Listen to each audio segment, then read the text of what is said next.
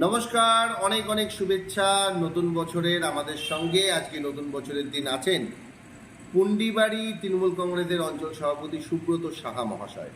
সুব্রত বাবু, আপনাকে অনেক অনেক শুভেচ্ছা। আমাদের রেইনবোর তরফ থেকে একটা নতুন ক্যাম্পেইন শুরু করা হয়েছে, সেটা হচ্ছে নেশা সর্বনাশা।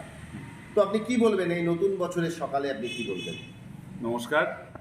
প্রথমেই রেমবোকে নতুন বৎসরের অনেক অনেক শুভেচ্ছা এবং কুচবিহারবাসী তথা দেশবাসীকে নতুন বৎসরের অনেক অনেক শুভেচ্ছা। আমি এটাই বলবো যে এইরকম একটা প্রজেক্ট, এইরকম একটা প্রোগ্রাম নিয়ে যে রেমবো নতুন বৎসরে আমাদের একটা উপহার দিচ্ছে, আমি রেমবোকে অনেক অনেক ধন্যবাদ জানাচ্ছি। যে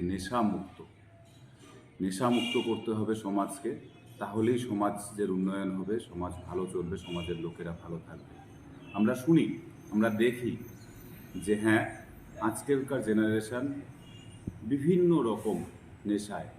আগে আমরা শুনতাম বিড়ি, সিগারেট, এই সমস্ত জিনিস দেখতাম, কিন্তু এখন যা যা দেখছি ওষুধের মাধ্যমে যে নেশা, সেই নেশায় এখনকার নতুন জেনারেশন সেই নেশায় আসক্ত হয়ে যাচ্ছে দিনের পর দিন।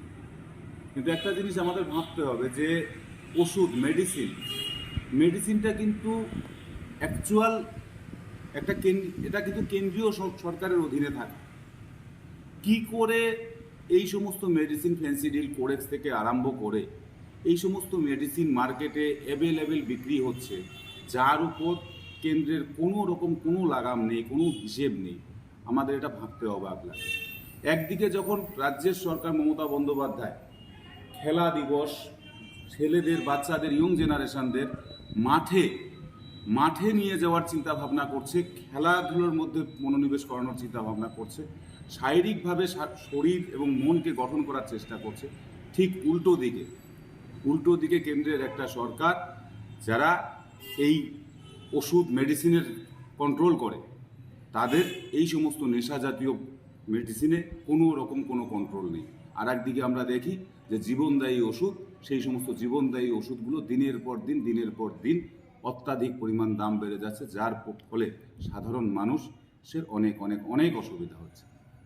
আচ্ছা, কোচবিহার জেলায় আজকাল দেখা যাচ্ছে যে বিভিন্ন এলাকায় এই যে দামি নেশা করার একটা প্রবণতা বেড়ে যাচ্ছে। পুন্ডিবাড়ির থেকেও বিভিন্ন ধরনের মাঝে মাঝে পুলিশি অভিযানের খবর উঠে আসে যে এই ধরনের কিছু লোক ধরা পড়েছে, দামি নেশার দ্রব্য ধরা পড়েছে। তো পুন্ডিবাড়ির ক্ষেত্রে আপনি কেমন দেখছেন পরিস্থিতি? এটা কত দ্রুত রোধ করা দরকারি হয়ে পড়েছে? আমি সমস্ত ইয়ং জেনারেশনের যে যারা গার্জিয়ান আছে তাদের এবং প্রশাসনকে বলবো যে হ্যাঁ, গার্জিয়ানদের বলবো যে আপনাদের বাচ্চাদের প্রতি আপনারা খেয়াল রাখুন, তারা যেন কোনোভাবেই এই সমস্ত নেশায় আসক্ত না হয়। তাদের মোবাইল থেকে দূরে রেখে, এই সমস্ত নেশা থেকে দূরে রেখে তাদের খেলার মাঠে পাঠান। খেলার মাঠে পাঠাবেন, নতুন জেনারেশনটা খেলার মাঠে থাকবে। এই নেশা, বিভিন্ন রকম এই দামি নেশা থেকে এরা বিরত থাকবে। আর এই একটা সময় দেখা যায় এই সমস্ত দামি নেশা করতে করতে বাচ্চারা যখন টাকা পয়সা পায় না, এই বাচ্চারাই কোনো না কোনো চুরি, ডাকাতি, ছিনতাই এর মধ্যে আস্তে আস্তে আস্তে আস্তে ঢুকে যাচ্ছে, তাদের ভবিষ্যৎ নষ্ট হয়ে যাচ্ছে। এবং আমি প্রশাসনের উদ্দেশ্যেও বলবো যে যে কোনো জায়গায়, যে কোনো সময় এই সমস্ত কোনো নেশা যদি আপনারা পান, সাথে সাথে ডিস্ট্রয় করুন। এবং এই সমস্ত নেশায় আসক্ত কোনো লোককে পেলে সাথে সাথে সাথে তাকে নিয়ে গিয়ে কোনো না কোনোভাবে নেশামুক্ত করানোর ব্যবস্থা করুন।